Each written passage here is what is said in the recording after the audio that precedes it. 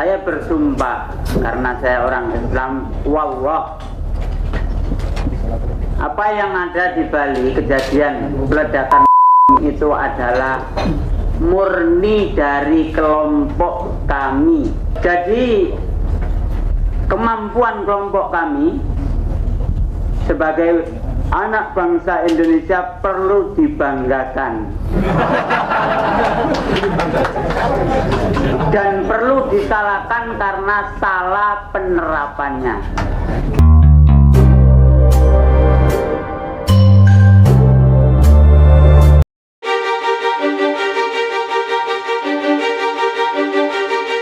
Nama Ali Imron mungkin tidak sepopuler sosok-sosok teroris lain di Indonesia, tetapi perannya dalam sejarah kelam negeri ini tidak bisa diabaikan. Dia adalah salah satu dalang di balik peristiwa yang mengubah wajah keamanan Indonesia dan juga dunia, terutama setelah serangan di Bali pada tahun 2002 yang mengguncang negara Indonesia. Namun, sebelum semua itu terjadi, sebelum ia menjadi bagian dari jaringan yang membahayakan, Ali Imron hanyalah seorang anak laki-laki yang tumbuh di lingkungan yang syarat dengan ajaran agama. Ali Imron lahir di sebuah keluarga yang dikenal taat dalam menjalankan ajaran Islam. Keluarganya bukan keluarga sembarangan, melainkan salah satu keluarga yang memiliki pengaruh kuat dalam perkembangan ajaran agama di lingkungan setempat mereka. Dia berasal dari keluarga yang sama dengan dua sosok yang terkenal dalam dunia ekstremisme di Indonesia, yaitu Amrozi dan juga Mukhlas. Mereka adalah kakak kandungnya. Ini berarti sejak kecil, Ali Imron sudah terbiasa dengan diskusi-diskusi agama yang serius di rumahnya. Ayah mereka, Haji Nur Huda, dikenal sebagai seorang guru agama yang disegani. Kedisiplinan dan ketegasan dalam menjalankan ajaran Islam diterapkan dengan sangat ketat di keluarga ini. Pendidikan agama menjadi hal yang utama dalam kehidupan mereka. Namun, meskipun tumbuh dalam keluarga yang religius, awal kehidupan Ali Imron tidak serta-merta mengarah pada jalur yang ekstrim. Dia adalah anak yang cerdas, memiliki rasa ingin tahu yang tinggi, dan sering menghabiskan waktu di masjid serta mengikuti kajian-kajian Islam sejak kecil. Lingkungan tempat dia tumbuh juga turut mempengaruhi pemikirannya. Dia tinggal di sebuah desa yang cukup konservatif dalam beragama. Bagi banyak anak di sana, menjadi santri atau mendalami agama adalah jalan yang umum diambil. Seperti kebanyakan anak dari keluarga religius, Ali Imron mendapatkan pendidikan formal di sekolah Islam. Dia dikirim ke pesantren untuk mendalami ilmu agama, sama seperti kakak-kakaknya. Sejak kecil, ia menunjukkan kecerdasan dalam memahami kitab-kitab agama. Para gurunya bahkan mengakui bahwa Ali Imron memiliki daya ingat yang sangat baik dan mudah menyerap pelajaran. Namun di balik itu, ada satu hal yang membedakan Ali Imron dan anak-anak lainnya. Dia mulai tertarik pada diskusi-diskusi yang mendalam tentang jihad dan perjuangan Islam. Topik ini sering dibahas di kalangan santri tertentu, terutama mereka yang mengenal pemikiran yang lebih keras dalam memahami agama. Di pesantren, Ali Imron mulai mengenal berbagai tokoh Islam yang memiliki pemikiran radikal. Buku-buku yang membahas perjuangan umat Islam di berbagai belahan dunia menjadi bacaannya sehari-hari. Seiring dengan berjalannya waktu, pikirannya mulai terbuka pada gagasan bahwa Islam bukan hanya sekedar ibadah, tetapi juga perjuangan. Dia mulai percaya dan meyakini bahwa Islam harus ditegakkan dengan lebih tegas, bahkan jika itu berarti harus menggunakan kekerasan. Saat belajar di pesantren, dia juga mulai terlibat dalam kelompok-kelompok diskusi yang membahas jihad secara lebih mendalam. Banyak dari mereka yang terinspirasi oleh gerakan-gerakan Islam di Timur Tengah dan ingin menerapkan konsep serupa di Indonesia. Setelah menyelesaikan pendidikannya di pesantren, Ali Imron tidak langsung terlibat dalam aktivitas ekstremisme. Namun ada satu titik balik yang mengubah hidupnya secara drastis, yaitu perjalanannya ke luar negeri. Seperti yang dialami oleh banyak individu yang kemudian menjadi bagian dari jaringan ekstremis, Ali Imron juga mengalami proses indoktrinasi di luar negeri. Dia pergi ke Malaysia, tempat di mana banyak kelompok-kelompok radikal berkumpul dan beroperasi secara lebih bebas dibandingkan dengan di Indonesia. Di Malaysia, dia bertemu dengan berbagai tokoh penting dalam jaringan ekstremisme Asia Tenggara. Disinilah dia semakin memahami strategi perjuangan Islam dalam skala global. Dia juga mulai mendapatkan pelatihan yang lebih mendalam. Tidak lagi hanya sekedar memahami teori, tetapi juga ia mulai belajar tentang taktik perang, penggunaan senjata, dan cara-cara melakukan serangan. Ali Imron semakin terpapar dengan ideologi jihad yang lebih ekstrim. Dia mulai melihat bahwa perjuangan Islam tidak hanya dilakukan melalui dakwah semata, tetapi juga harus ada aksi yang nyata. Dari Malaysia, Ali Imran melanjutkan perjalanannya ke Afghanistan. Ini adalah langkah yang diambil oleh banyak militan pada masa itu. Afghanistan saat itu menjadi pusat pelatihan bagi para jihadis dari berbagai negara. Di Afghanistan, dia mendapatkan pelatihan militer secara langsung. Dia belajar menembak, merakit bahan peledak, dan melakukan serangan. Ini bukan lagi sekedar teori, melainkan latihan nyata yang mempersiapkannya untuk peperangan. Di tempat ini pula, dia bertemu dengan banyak tokoh yang kemudian menjadi bagian dari jaringan teroris global. Afghanistan adalah tempat di mana dia benar-benar berubah dari seorang santri menjadi seorang yang siap untuk bertempur. Setelah menyelesaikan pelatihannya di Afghanistan, Ali Imran kembali ke Asia Tenggara dengan pemikiran yang jauh lebih keras. Dia bukan lagi hanya seorang pemuda yang ingin memperjuangkan Islam, tetapi sudah menjadi bagian dari kelompok yang memiliki agenda besar. Sekembalinya ke Indonesia, Ali Imran mulai aktif dalam berbagai kelompok yang memiliki ideologi serupa. Dia tidak sendirian. Kakak-kakaknya, yaitu Amrozi dan juga Mukhlas, juga sudah lebih dulu masuk ke dalam jaringan ekstremis. Mereka bertiga menjadi bagian dari kelompok yang berafiliasi dengan Jamaah Islamiyah, yaitu sebuah organisasi ekstremis yang beroperasi di Asia Tenggara. Jaringan ini memiliki hubungan erat dengan Al-Qaeda dan memiliki tujuan untuk mendirikan negara Islam di kawasan ini. Ali Imran mulai terlibat dalam berbagai aktivitas yang berkaitan dengan perencanaan aksi jihad. Dia tidak hanya menjadi seorang pengikut, tetapi juga mulai dipercaya untuk menjalankan tugas-tugas penting. Dari sini, jalannya menuju peristiwa besar yang mengguncang dunia mulai terbuka. Namun, sebelum dia benar-benar menjadi pelaku utama dalam peristiwa yang dikenal sebagai Bom Bali tahun 2002, ada berbagai peristiwa lain yang membentuknya. Ali Imran tidak langsung terjun ke aksi besar. Ia mengalami berbagai tahapan, mulai dari menjadi bagian dari operasi-operasi kecil, hingga akhirnya terlibat dalam aksi teror besar.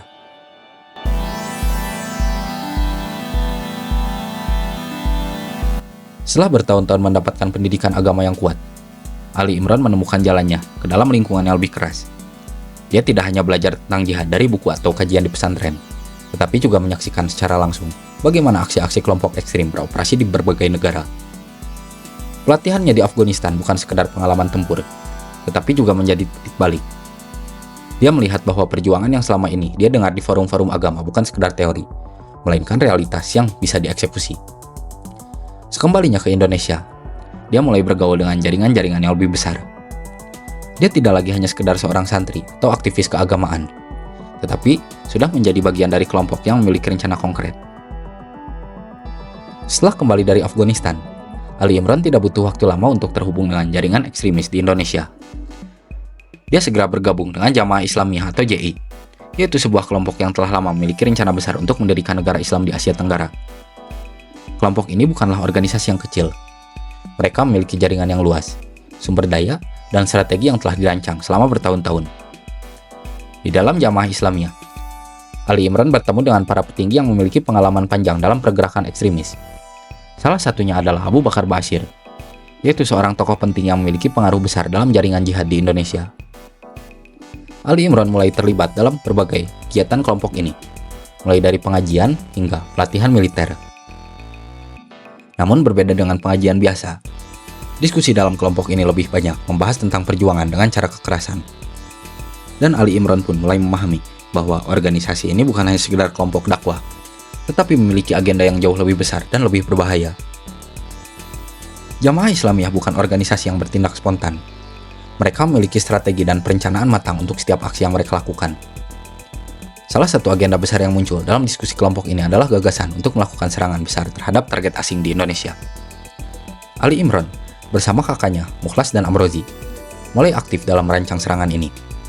Mereka berdiskusi dengan para pemimpin JI yang lainnya untuk menentukan sasaran yang paling efektif.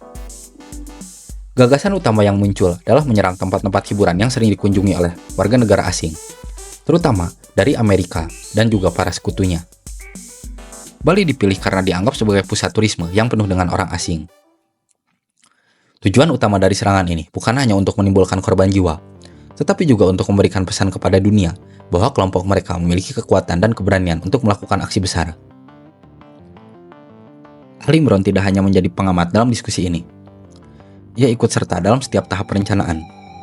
Namun di titik ini, dia belum menyadari bahwa keterlibatannya akan membawanya pada konsekuensi yang besar. Setelah rencana disusun, langkah berikutnya adalah persiapan eksekusi. Ali Imran berperan penting dalam beberapa tahap persiapan, termasuk merakit bahan peledak yang akan digunakan dalam serangan, kemudian menyiapkan kendaraan yang akan digunakan sebagai alat serangan, dan mengawasi lokasi target untuk memastikan efektivitas serangan. Mereka mengumpulkan bahan-bahan peledak dari beberapa lokasi rahasia. Ali Imran, yang memiliki pengalaman dari pelatihan di Afghanistan, menjadi salah satu orang yang bertanggung jawab dalam perakitan bahan peledak. Namun dia tidak bekerja sendirian. Ada tim teknis lain yang membantu dalam proses ini. Mereka memastikan bahwa setiap komponen yang digunakan telah diuji dan memiliki daya ledak yang cukup besar. Sementara itu, kakaknya, yaitu Mukhlas, bertanggung jawab dalam hal strategi dan juga koordinasi dengan anggota yang lainnya. Setiap detail diperhitungkan secara matang. Mereka ingin memastikan bahwa serangan ini akan menghasilkan dampak besar dan menjadi peringatan bagi dunia internasional. Namun di balik semua persiapan ini, Ali Imran mulai merasa ada sesuatu yang tidak benar. Pada malam 12 Oktober tahun 2002, rencana mereka akhirnya dieksekusi. Dua ledakan besar mengguncang kawasan wisata di Kuta, Bali. Ledakan pertama terjadi Pedis Pub, disusul dengan ledakan kedua di Sari Club. Serangan ini menghilangkan nyawa 202 orang dan melukai ratusan lainnya. Mayoritas korban adalah warga negara asing, termasuk dari Australia, Inggris, dan juga Amerika Serikat. Ali Imran menyaksikan dari kejauhan bagaimana rencana yang ia bantu susun akhirnya terwujud. Namun, alih-alih merasa bangga seperti kakaknya yaitu Amrozin dan juga Mukhlas, ia mulai merasakan sesuatu yang berbeda. Di tengah puing-puing dan jeritan korban, ia melihat kenyataan yang tidak pernah benar-benar ia pikirkan sebelumnya. Korban-korban berjatuhan, orang-orang yang tidak bersalah kehilangan nyawa. Ali Imran mulai menyadari bahwa apa yang dia lakukan bukanlah jihad yang selama ini dia bayangkan. Namun semuanya sudah terlambat. Dunia internasional mengecam serangan ini. Pemerintah Indonesia langsung bergerak cepat untuk menangkap para pelaku. Namun, Ali Imran, Mukhlas, dan Amrozi masuk dalam daftar buronan utama. Setelah serangan, Ali Imran dan beberapa rekannya berusaha melarikan diri. Mereka berpindah-pindah tempat untuk menghindari kejaran dari aparat. Namun, pengejaran yang dilakukan oleh tim Detasemen Khusus 88 atau Densus 88 tidak main-main. Dalam waktu yang singkat, berdasarkan banyaknya petunjuk yang mulai ditemukan satu persatu, akhirnya para pelaku mulai tertangkap.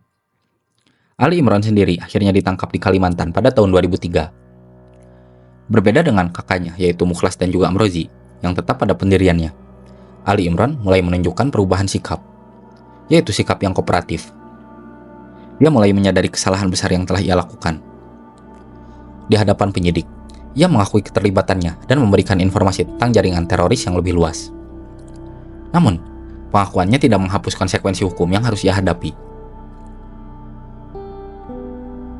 Setelah melalui proses persidangan yang panjang, Ali Imran dijatuhi hukuman penjara seumur hidup. Berbeda dengan para kakaknya, yaitu Mukhlas dan juga Amrozi, yang dijatuhi hukuman mati.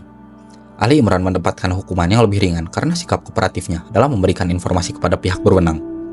Ia mengungkapkan banyak detail tentang cara kerja Jamaah Islamiyah dan jaringan teror yang lainnya. Namun, bagi sebagian orang, apa yang ia lakukan tidak cukup untuk menebus dosa besar yang telah ia lakukan. Ali Imran akan menghabiskan sisa hidupnya di balik jeruji besi. Tapi kisahnya belum berakhir di sini.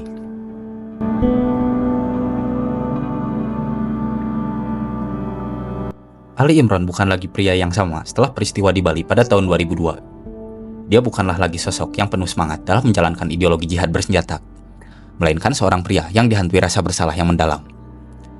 Dan dari balik jeruji besi, dia memutuskan untuk melakukan sesuatu yang tidak pernah terbayangkan oleh rekan-rekannya terdahulu, yaitu membongkar jaringannya. Setelah ditangkap, Ali Imran menjalani serangkaian pemeriksaan yang intensif.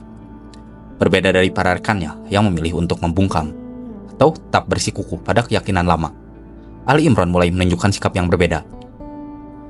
Dalam sesi interogasi awal, dia menangis. Tangis yang bukan karena ketakutan akan hukuman, tetapi karena penyesalan. Dia mengaku bahwa setelah melihat langsung dampak serangan di Bali, tubuh-tubuh tak bernyawa, keluarga-keluarga yang hancur, dan ketakutan massal, Dirinya merasa seperti iblis yang membungkus kejahatan dengan jubah agama.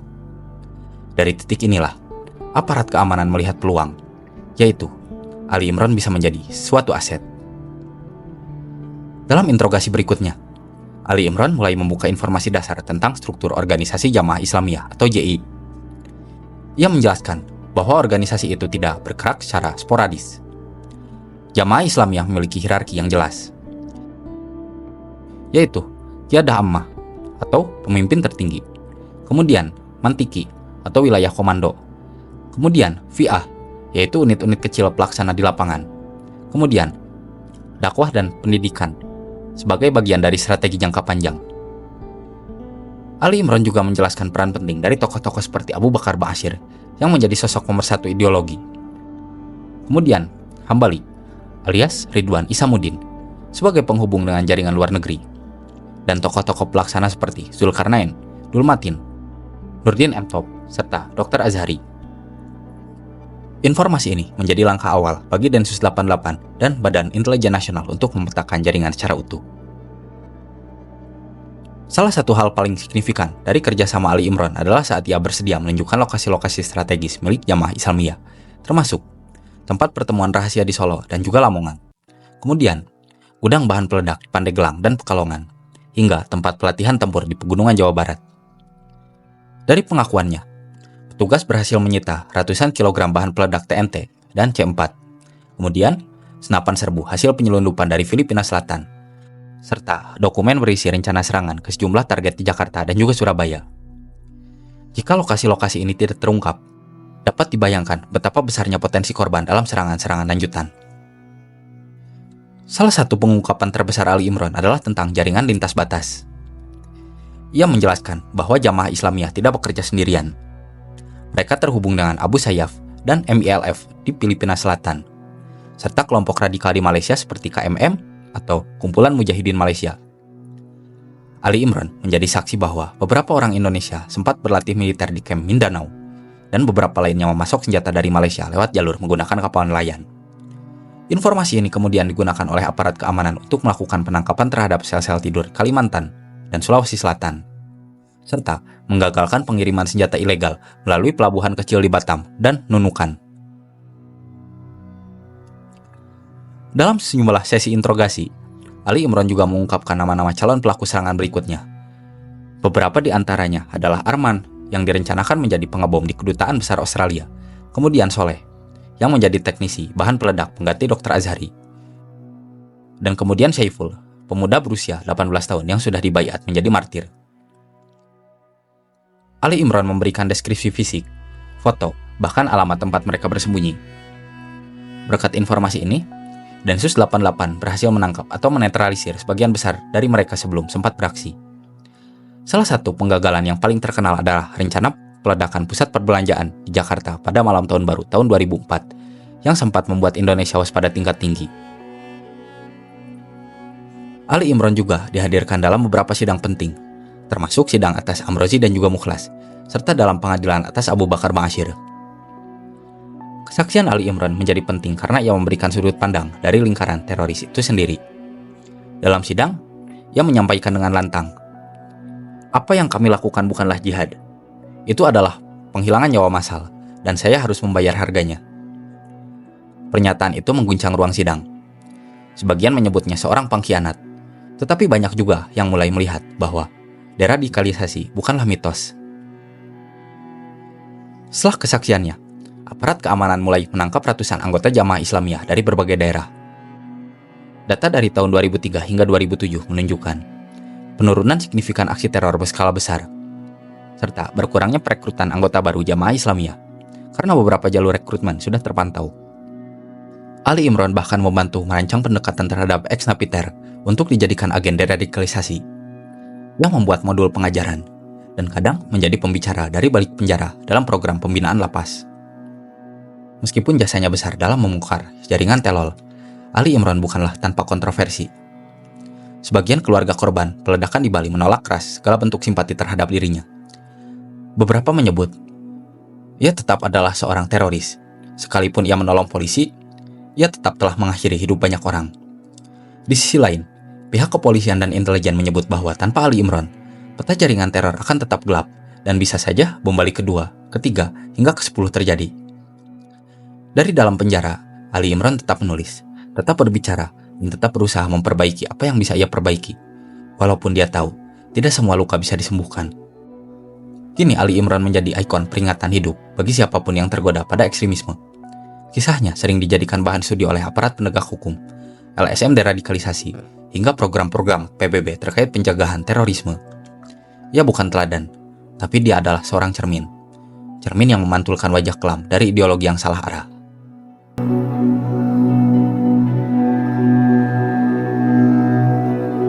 Di penjara, waktu berjalan dengan lambat.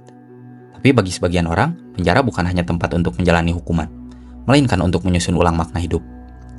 Bagi Ali Imran, penjara bukan sekedar ruang untuk menebus dosa. Dari balik jeruji besi, dia melihat satu jalan lain yang bisa ia tempuh, yaitu menyelamatkan jiwa-jiwa muda dari jalan yang sama yang dulu pernah ia tempuh. Setelah menunjukkan kerjasama dalam membongkar jaringan Jamaah Islamiyah, Ali Imran mulai dilibatkan oleh aparat keamanan dalam program-program pembinaan napiter. Namun proses ini tidaklah mudah. Banyak pihak, termasuk sesama napiter, menganggap Ali Imran sebagai pengkhianat. Bahkan di beberapa lapas, dia diisolasi dari napiter lainnya karena dianggap berbahaya bagi ideologi mereka. Tapi justru dari keterasingan itulah, ia mulai memikirkan satu hal. Kalau saya tidak berbicara, siapa yang akan mencegah anak-anak lain ikut jalan ini? Ia sadar bahwa ideologi radikal tidak mati di penjara. Justru, banyak yang menjadi lebih keras karena berkumpul dalam ruang tertutup. Ali Imran mulai menulis surat-surat untuk para napiter muda, menjelaskan perjalanan hidupnya, dan bagaimana ia menyesali semuanya. Selama di penjara, Ali Imran juga kerap kali menjadi narasumber dalam program deradikalisasi. Lembaga seperti BNPT atau Badan Nasional Penanggulangan Terorisme, Densus 88, dan LPSK, yaitu Lembaga Perlindungan Saksi dan Korban, melihat potensi besar dalam sosok Ali Imran. Dia tidak bicara dari teori, melainkan dari pengalaman nyata sebagai pelaku dan mantan anggota inti jaringan Telol. Dalam berbagai program, ia menjadi narasumber utama, kemudian memberikan testimoni kepada para remaja pesantren, bahkan diwawancarai oleh media asing seperti Al Jazeera, BBC, dan Vice News. Pesannya sederhana, saya tidak pernah disiksa oleh polisi. Yang menyiksa saya adalah rasa bersalah. Jangan pernah jadi seperti saya. Kata-kata itu kuat, bukan karena siapa yang mengatakannya, tetapi karena betapa ia telah hidup di dalamnya. Ali Imran tidak hanya bicara, dia mulai menulis dan menyusun modul pembinaan bersama para psikolog dan penyuluh dari BNPT. Modul-modul itu digunakan untuk menganalisis pola pikir ekstremisme, membongkar kesalahan logika dalam ideologi kekerasan, serta menanamkan kembali pemahaman Islam yang rahmatan lil alamin. Dia mengadaptasi pendekatan psikologis dan teologis, bahkan menjelaskan bagaimana ajaran jihad telah disalahpahami oleh banyak orang, termasuk dirinya sendiri. Modul ini kemudian diberikan kepada para napiter di berbagai lapas seperti Cipinang, Nusa Kambangan, hingga di Makassar. Tantangan terbesar adalah berhadapan dengan rekan-rekannya sendiri. Beberapa dari mereka adalah mantan pelatih di Mindanao, teknisi bahan peledak di Poso, hingga dai yang dulu merekrut pemuda-pemuda untuk ikut perjuangan. Ali Imran tidak gentar dan tidak mundur. Dalam berbagai pertemuan terbatas dalam lapas, ia mengajak dialog terbuka. Dia tidak menghakimi. Ia hanya berkata, kalau jihad itu mulia, kenapa saya sekarang sendiri di penjara dan adik-adik kita mati tanpa sempat menikah, tanpa sempat mencium ibunya lagi? Beberapa napi yang awalnya menolak berbicara dengan siapapun, mulai membuka hati. Bahkan ada yang kemudian ikut program pemulihan dan menyatakan keluar dari ideologi radikal. Dalam salah satu program yang difasilitasi oleh LPSK, Ali Imran dipertemukan dengan keluarga korban bom Bali. Salah satu momen yang paling menyayat hati terjadi saat ia bertemu dengan seorang ibu dari Australia yang kehilangan 2 anaknya dari Sari Club. Dengan air mata, dia berkata, "Maafkan saya. Kalau saya bisa mengulang waktu, saya akan bakar semua bom itu sebelum meledak." Sang ibu tidak langsung menjawab, tapi beberapa menit kemudian, ia menggenggam tangan Ali Imran dan berkata, "Saya tidak bisa memaafkan sekarang, tapi saya harap kamu bisa mencegah orang lain menjadi diri kamu." Momen itu mengubah Ali Imran. Ia merasa penebusan terbesar bukan dengan mati, tetapi dengan menyelamatkan orang-orang lain dari kesalahan yang sama. Banyak ex-napiter yang keluar dari lapas namun belum sepenuhnya pulih secara ideologis. Ali Imran menjadi salah satu nama yang dipercaya oleh BNPT untuk mendampingi proses reintegrasi mereka ke masyarakat. Dalam beberapa kesempatan, ia bahkan menjadi mentor informal bagi mereka, membantu mereka menemukan pekerjaan, kemudian menghubungkan mereka dengan ulama-ulama moderat, serta menghindarkan mereka dari jaringan lama yang mencoba menarik kembali. Menurut data internal BNPT, sebanyak 60% ex-napi teroris yang didampingi dengan model ini tidak kembali ke jaringan kekerasan. Kesaksian dan kiprah Ali Imran kemudian menjadi bahan studi internasional. Dia sempat diwawancara oleh Documentary National Geographic, kemudian memberikan kontribusi untuk United Nations Office on Drugs and Crime, dan menjadi topik diskusi dalam forum internasional penanggulangan terorisme. Ali Imran dianggap sebagai contoh bahwa deradikalisasi bukanlah mitos. Bahkan pelaku utama bisa berubah, asal pendekatannya tepat. Negara-negara seperti Filipina, Malaysia hingga Inggris kemudian mengadopsi beberapa pendekatan lunak Indonesia yang diinspirasi dari model ini. Namun, tidak semua orang senang. Beberapa pihak menuduh pemerintah terlalu lunak pada pelaku terorisme, kemudian menjadikan Ali Imran sebagai alat propaganda dan mengabaikan rasa sakit keluarga korban demi citra internasional. Namun, jawaban dari Ali Imran sangat sederhana. Saya tidak minta dimaafkan. Saya hanya ingin memperbaiki sedikit dari banyak yang saya rusak. Pihak keamanan pun menegaskan bahwa tanpa kerjasama dari pelaku, program pencegahan tidak akan berjalan secara maksimal. Ali Imran saat ini masih menjalani hukuman penjara seumur hidup. Namun, dari balik jeruji besi, dia tetap aktif menulis, mengikuti diskusi daring terbatas bersama BNPT, dan memberikan saran untuk program deradikalisasi berbasis komunitas. Setiap hari, di dalam lapas, dia juga mengajarkan Al-Quran dan fikih kepada napi umum dan teroris lainnya dengan pendekatan yang lebih damai. Dia juga ikut dalam pembinaan kewirausahaan, membantu napi lain mempersiapkan hidup baru jika bebas kelak. Ali Imran tidak bisa menghapus masa lalunya, tidak bisa menghidupkan kembali para korban, tidak bisa membalik waktu, tapi ia hanya bisa mencegah tragedi baru. Dia tahu akan ada selalu orang yang membencinya, tetapi dia tidak hidup untuk dipuji atau diterima. Ia hidup untuk satu hal. Saya tidak bisa jadi pahlawan, tapi saya bisa jadi peringatan bahwa ideologi bisa membunuh lebih cepat daripada senjata.